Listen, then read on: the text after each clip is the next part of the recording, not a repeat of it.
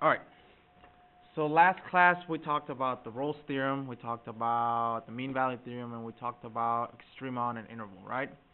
So you were able to tell me that between two values there was either a high or a low point, agreed? Okay. Today what we're going to do is we're going to find out where a function is increasing and decreasing. Okay. And lastly we're going to go over the first derivative test, and I'll explain to you what that means here in just a second. Okay. Alright, let's just dive right into it. A function is increasing on an interval. So a function is increasing on an interval if f prime of x is greater than 0. On that interval, of course. Okay, so a function is going to be increasing on an interval if f prime of x is greater than 0 on that one interval. Would you care to guess what would happen if a function is decreasing? A function is going to be decreasing on an interval if f prime of x is what? Yep, less than 0 on that interval.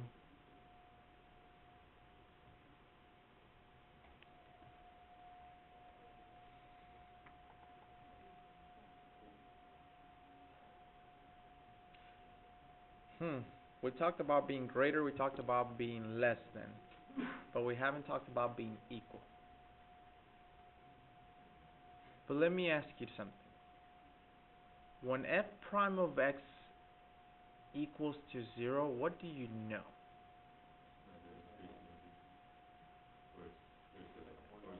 There is a horizontal tangent line, agreed? Like that will be the slope, right? So that means we're going to have a horizontal tangent line.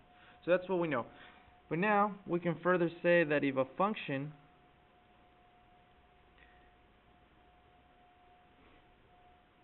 of f, and then you have f prime of x equal to 0, then the function is constant on that interval.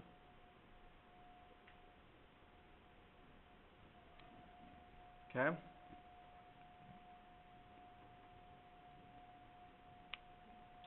And let me give you a sketch to kind of show you what this means.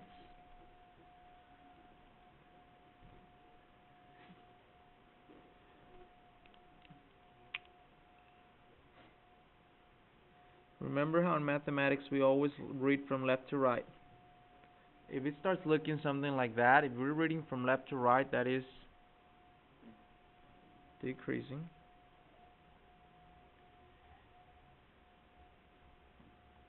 That right there would be what? And then let's pretend it went up. That would be increasing. So just remember from back in algebra, we're still reading from left to right. Agreed? Okay.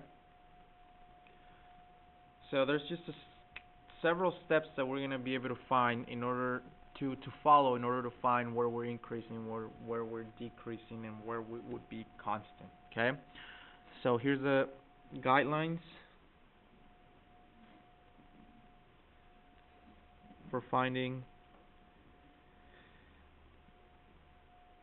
increasing versus decreasing. Okay.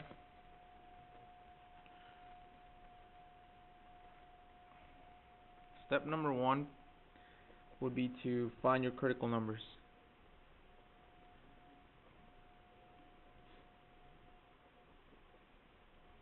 On that interval. So on whatever interval you have. Cool? Step 2 is we're going to use the critical numbers to create an interval.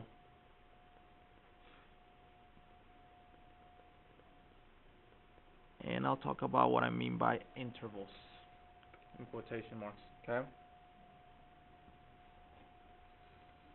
Step number 3 would be to test each interval.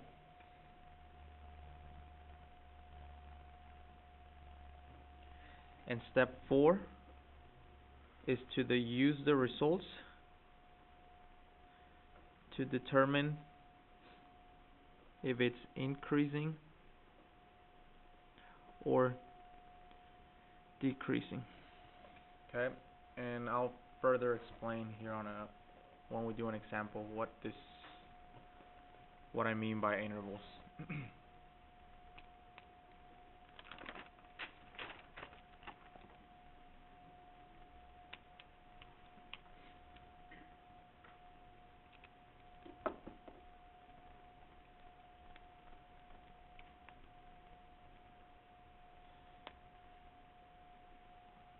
Alright, got him? Okay. Example number 1.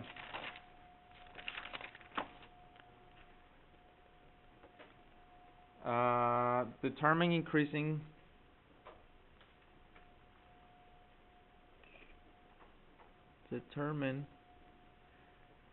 increasing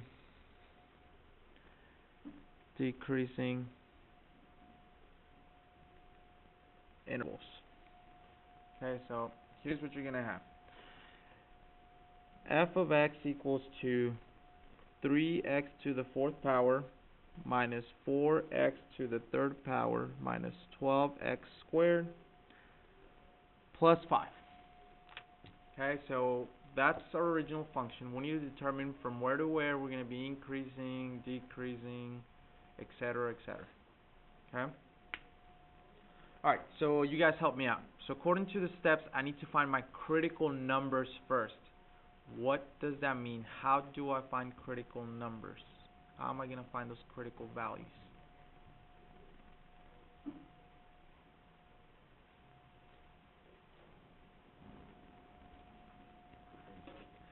We learned that values. So I have to differentiate, and then what? Set it equal to 0, and those would be your critical values. So now we found out a few things about when f prime of x equals to 0. We found out that when f prime of x is equal to 0, we have the slope of a tangent line, right? Specifically, if it's 0, it's going to be a horizontal tangent line. Now we also know that those are known as the critical values, okay, the critical numbers. So that's what we're going to do. We're going to differentiate this thing first. Oops, one color. So what's f prime of x? Well, we have a bunch of power rules, correct? So 12x to the 3rd minus 12x squared minus 24x. Agreed? I'm going to set that equal to 0. So I'm going to say 12x to the 3rd minus 12x squared minus 24x equals to 0. Algebra. What are we going to do here? We can factor out an x, but we can still do better than that. We can, oh, I'm sorry. I didn't hear you. A 12x. Very good. So if I factor out a 12x, then I'm left with x squared minus x minus 2, and then equals to 0. Agreed? So then I have 12x equals to 0, and then I should be able to factor this out to be x minus 2, x plus 1. Therefore, what are your critical numbers? X equals 0, x equals 2, and x equals negative 1. Yes? Okay. We are going to use your critical numbers to create brand new intervals. Here's what I mean. I would like for you to just draw yourself kind of like a number line, just a line, and put this in order from least to greatest, but give yourself some space in between. So negative 1, 0, 2. Okay? I have 4 intervals. I have an interval from negative infinity to negative 1, negative 1 to 0, 0 to 2, and 2 to infinity. That's what I mean by creating intervals. Okay? Then, what does this say? If we go back to the definition, you don't have to turn, I'll just turn my page. We need to test each interval. And to test each interval, we have to perform these steps. If f prime of x is greater than 0, it's going to be increasing. If f prime of x is less than 0, we're going to be decreasing. If f prime of x equals 0, then we're constant. So, here's what we need to do. You know that at these values, you're going to be at 0, right? At negative 1, at 0, and at 2. That means that you're constant at those values. Agreed. Now we just need to know where this would be greater than or less than. What I suggest you do is you need to pick a value that's in between each interval and test it out. So pick a value that's between, let's start with something easy. Let's start here from 0 to 2. Pick a value that will be in between there. 1. So here's what you need to do. You need to say f prime of 1. Okay? And you need to figure out what that gives you. So remember how f prime was third, so we need to plug it in there. Okay? So we need to say 12 1 to the third minus 12 times 1 squared minus 24 1. Okay? So then we get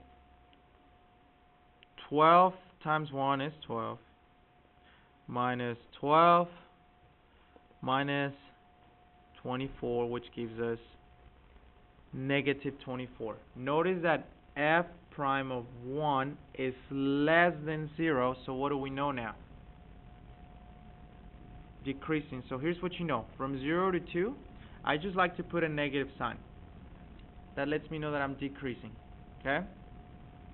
You need to do the same thing for all the intervals. So then that means you need to pick a number for here. Now I understand some of this is going to get very, like if you do it by hand. I'm okay if you use a calculator for now, but technically could you do this by hand if you didn't have a calculator? So if we were to pick a number here, I would keep it simple. I'll pick a 3, right? So if I say f of 3, so I'm just going to use a calculator for this very quickly, okay? So I'm going to get out of here, and I'm going to say 3 store x. Remember the storage thing that I showed you? And then I'm just going to type the equation. So it was 12x to the third minus 12x squared minus 24x. And my calculator already knows that I want it to be 3. So I hit enter and I get 144. So that's greater than 0. So that means I am going to be increasing on that interval, right?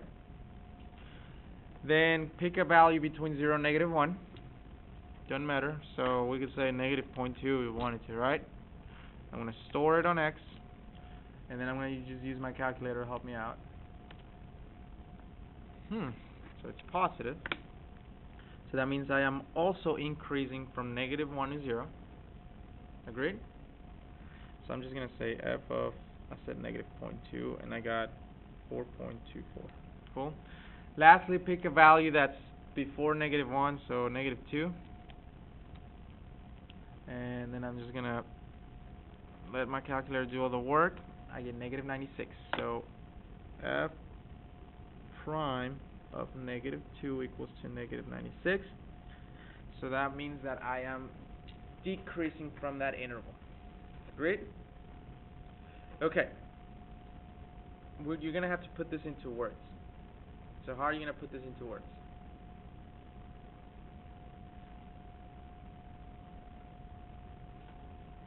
Well, the function f of x is decreasing on what intervals? Well, negative infinity to negative 1, inclusive or non-inclusive? None. Right? Because at negative 1, what's happening? It's 0, right? And where else? 0 to 2. It's increasing from -1 to 0 and from 2 to infinity.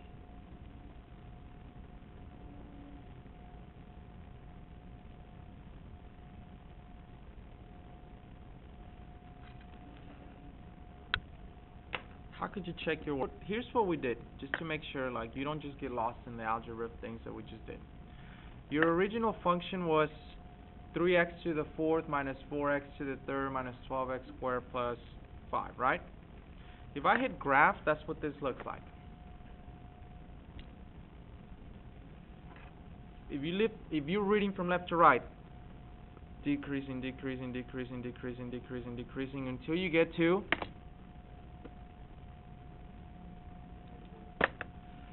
increasing, increasing, increasing, increasing, decreasing, decreasing, decreasing, decreasing, increasing, increasing, increasing. Cool? So we use the derivative to help us figure out, first of all, our critical points, then to figure out where it's increasing and decreasing for the original function, not for the derivative, agreed? All that we did was to help us figure out what's happening on the original function of f of x. Questions? Yes, sir.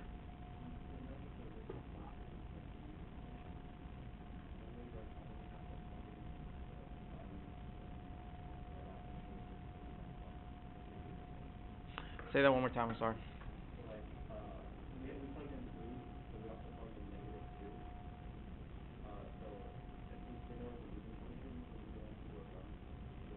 Technically, yes, you can use your knowledge of algebra, absolutely, right? So he's saying, what test did you use to determine that? What's it called?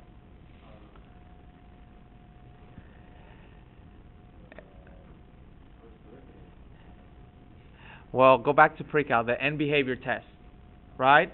With the end behavior test, we were able to determine that this was an even function, so you knew that your end behavior had to be either going up or going down on both sides. So the moment we determined that this was, well, this is not even, right? This is an odd function, by the way, right? No, wait, hold on, where are we at? No, I'm sorry. This is even, okay? Now I'm getting confused. Well, here's the thing, and you gotta be careful, because for it to match, if you're reading from left to right, you're gonna be decreasing on this side and increasing on this side. It's match, right? But we're reading from left to right. You have to be going down, and then on this one you're going up. Is that what you were saying? Okay, I'm just cool. All right, good. Any other questions, guys? All right, so then let's talk about what the first derivative test is.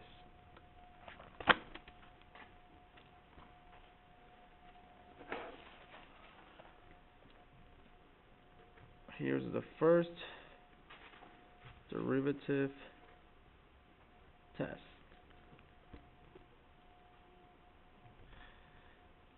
Let C be a critical number of f of x. Okay, so we're going to let C be a critical number of f of x. If f prime of x changes from negative to positive at C,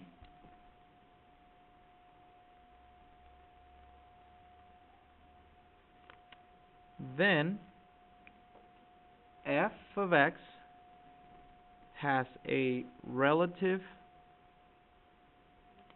minimum at C, comma, f of C. If f prime of x changes from negative to positive at C, then f of x has a relative minimum at C, comma, f of C.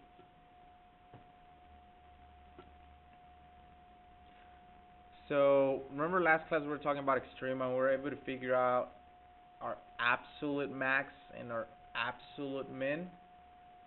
Well, we know we've seen all kinds of behaviors where you have graphs that are going up and down, and there seems to be values that are low and then comes back up. Those are known as relative mins and max. So now we're not only going to be able to find out what's your absolutely highest point and your absolutely lowest point, we're going to find all the high and low points using the first derivative test. Okay? If f prime of x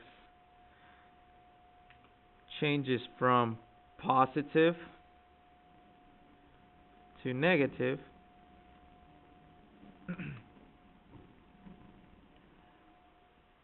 at C, then f of x has a relative maximum at C, comma, f of C.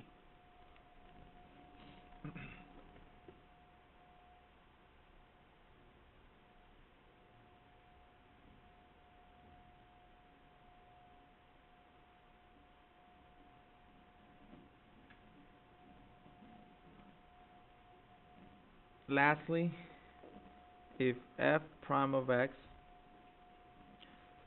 is positive or negative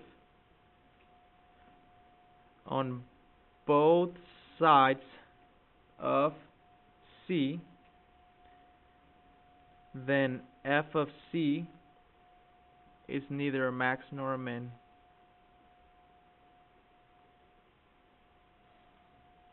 I'm going to elaborate a little bit with what I mean by positive and negative, okay?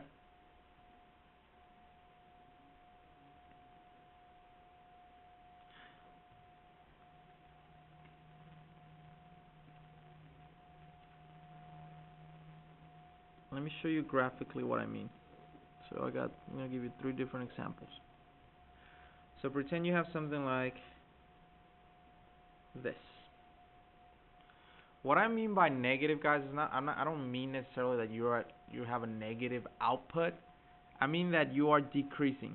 So if you want to kind of give yourself that you are decreasing, notice how I am going from decreasing. Then you have some point here. Let's say I'm going to pretend it's right here. Then you switch to increasing. Agreed? So then that would make this a minimum. If you had something like this, you are increasing, then you are going to decrease, and you're going to have some point up here that's going to be your maximum. Agreed? But what if you have something like this?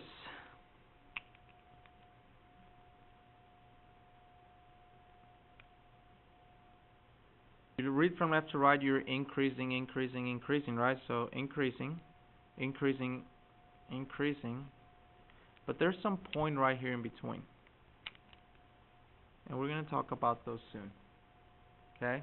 That's neither a max nor a minimum. Okay? You're still increasing, you're still increasing, you're still increasing. Could I say the same thing if I was decreasing, decreasing? Yes? Okay. So if it's going to throw you off, instead of saying negative to positive, you can say from decreasing to increasing, or from increasing to decreasing, whatever you want to do. Okay. The reason why I use that is because I use my number lines to determine this. So like if I was to go back to the problem that we were doing, remember how I use my number line? I'm going from negative to positive. That's why I use that definition. So from negative to positive, would you say there's a max or a min?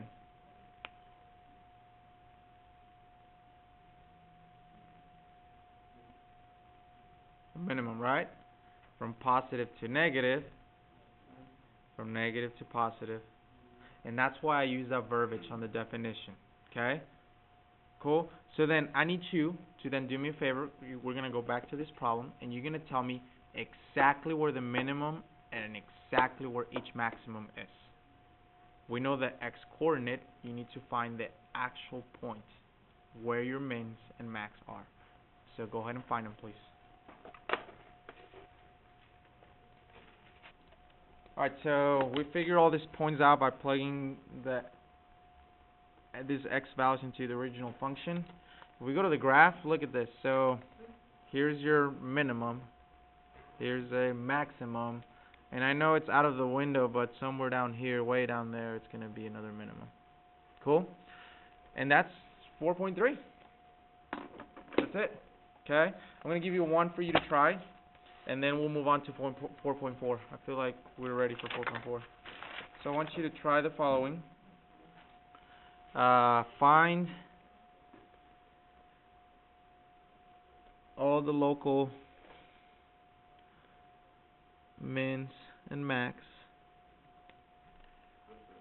of g of x equals to x plus 2 sine of x on the interval from 0 to 2 pi. Sorry, find all the local mins and max of g of x equals to x plus 2 sine x from 0 to 2 pi. So find the max and find the minimums. Basically, that's all I'm telling you to do. All the local maximums, all the local minimums. But this time we do have a restriction, so from 0 to 2 pi. If I don't give you a restriction, you will never finish this, right? Because it's the graph of sine. Cool? Alright, so try that one. Alright, so what do I do first, guys? I need to find my critical numbers, right? So I'm going to take the derivative of g of x, so this becomes g prime of x equals to what? What's the derivative of x plus 2 sine x? 1 plus 2 cosine of x. Then what do I do with my derivative? So then 1 plus 2 cosine x equals to 0. Therefore, cosine of x equals to negative 1/2. On the interval from 0 to 2 pi, where would cosine be negative 1/2?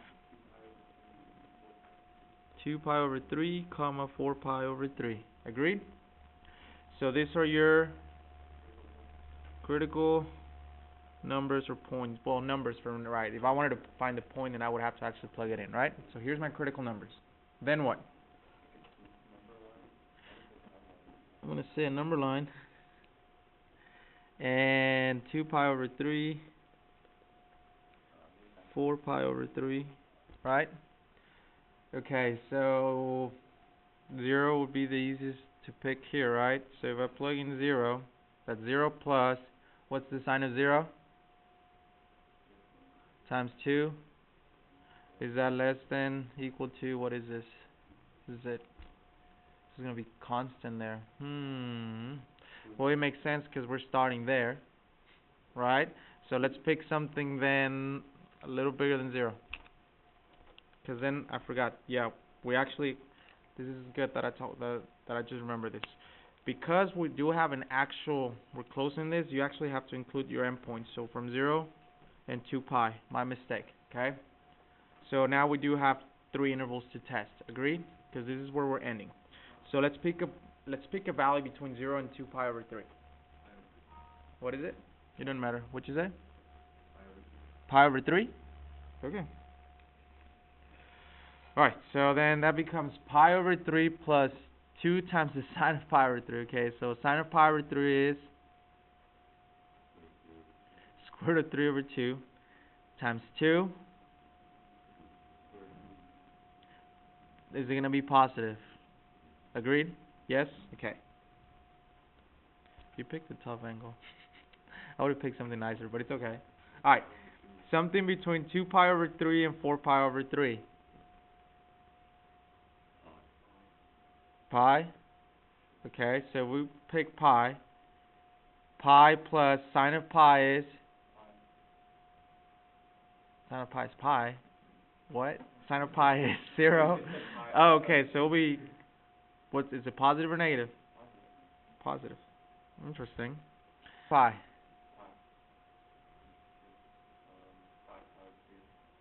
5 pi over 3. Can I pick? Why are you making this difficult? Can I pick 3 pi over 2? Right? We did pi right here, but not. So if I do 3 pi over 2, just to keep things simple, right? 3 pi over 2, sine of 3 pi over 2 is negative 1 times 2, negative 2.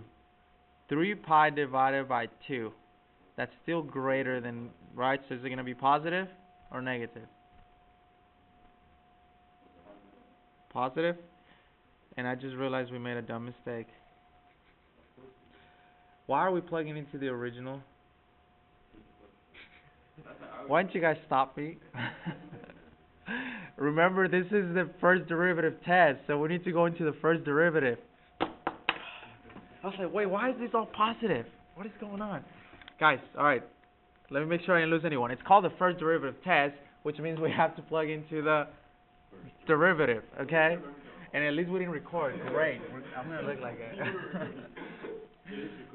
Alright, it is? Yeah. Oh, awesome. I look like a terrible teacher. Alright, we need to record it. We need to input it into the first derivative. So let's try this again. Instead of pi over 3, are you okay with going pi over 2? No. Okay. Oh, you did? Pi over 2. How about we plug in pi over 2? So, cosine of pi over 2 is times 2 is 0 plus 1 is, oh, it ends up being positive anyways. Alright, great. Okay. Alright, now pi, cool. Cosine of pi is times 2 is plus 1 is negative. Cool? And then 3 pi over 2. Cosine of 3 pi over 2 is 0 times 2 is 0 plus 1 is... Alright, that makes a lot more sense. Alright, so now can you tell me the intervals of increasing and decreasing? So f of x is decreasing where? From 2 pi over 3 to 4 pi over 3. And it's increasing from 0 to 2 pi over 3. And from 4 pi over 3 to 2 pi. Agreed? Yes? Okay, and here's the fun part. Not really, because I'm looking at these numbers and it's going to be ugly. We need to find where the actual max and mins are, right? So would you say this is a min or a max right here? Max, and we're going to have a minimum right here. Agreed? To figure it out, we're going to have to plug in those values to the original function this time, right? Okay, so I'm running out of space, but let's try. So I'm going to say f of 2 pi over 3 equals to 2 pi over 3 plus 2 times the sine of 2 pi over 3. What's the sine of 2 pi over 3? Oh, this is ugly. Okay. So 2 pi over 3 plus root 3. And if you don't have a calculator, don't do anything past that. So we're going to say that we have we said a maximum or a minimum here? Maximum at 2 pi over 3, comma, 2 pi over 3 plus root 3. And this is it. And I ran out of space. And I'm going to find the minimum and I'm going to put it up here. F of 4 pi over 3 equals 4 pi over 3 plus 2 times the sine of 4 pi over 3, which is negative root 3 over 2. So then we're going to have a minimum at 4 pi over 3, comma, 4 pi over 3 minus root 3. Agreed? Sorry, got a little messy.